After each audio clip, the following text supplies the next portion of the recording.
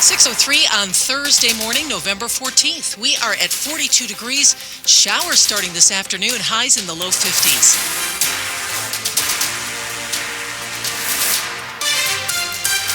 Good morning, I'm Michelle Basch. And I'm John Aaron. The top local story we're following this hour is that weather. There is the soaking rain in the forecast for today, and it should be a welcome change for us amid this long, dry spell we've been having.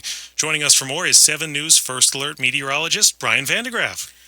Well, we talked about how we had that 38-day dry stretch up until this past Sunday when we got 0.20 inches of rain. But we're nearly down 4 inches for the year.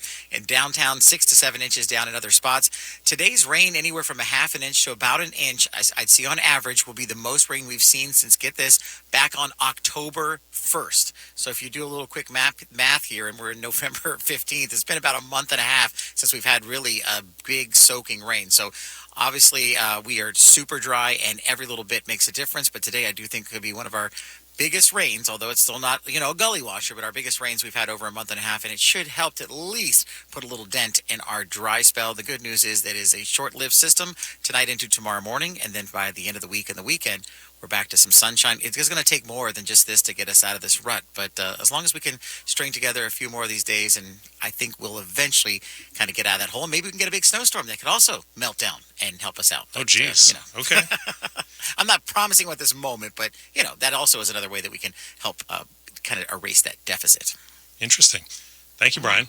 And he will have more coming up at 6:08. And ahead of January's presidential inauguration, security in our area will be increasing in a big way, especially around the Capitol building. WTOP's Nick Iannelli is following the latest. The security landscape will be changing significantly, and it's going to happen soon. The public can expect to see an inauguration like the pre-COVID inauguration in 2017 in the terms of scope and security impacts. Matt McCool, special agent in charge for the U.S. Secret Service's Washington field office, says that includes anti-scale fencing, road closures, vehicle checkpoints, magnetometers, and parking restrictions. He says as the inauguration gets closer, more details will be released related to the impact to the community. This will give citizens and business owners critical information they need to make decisions about transportation, operating hours, staffing, and logistical concerns. In the district, Nick Iannelli, WTOP News. It's known as walking pneumonia, and cases are on the rise.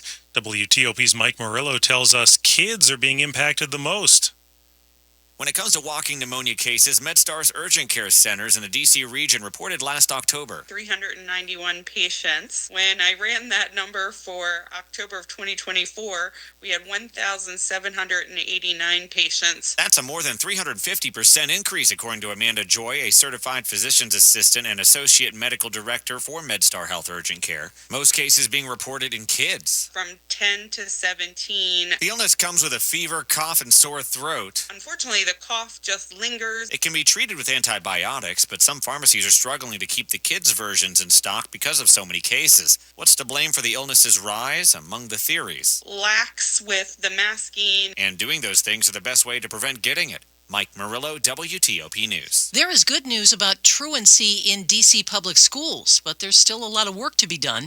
WTOP's Kyle Cooper has details from a new report.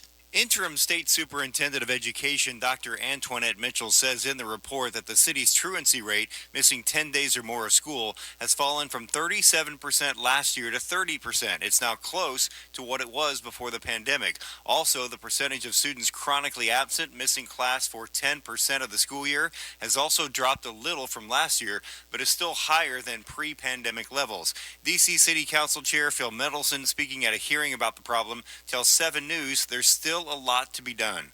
Schools east of the river with high proportion of low-income or at-risk students, and there's schools with like 60% absenteeism. One big conclusion from the meeting, teachers, parents, and the community must be involved to fix the problem. Kyle Cooper, WTOP News. Coming up, millions of social media users are heading to a new site. Traffic and weather in 30 seconds.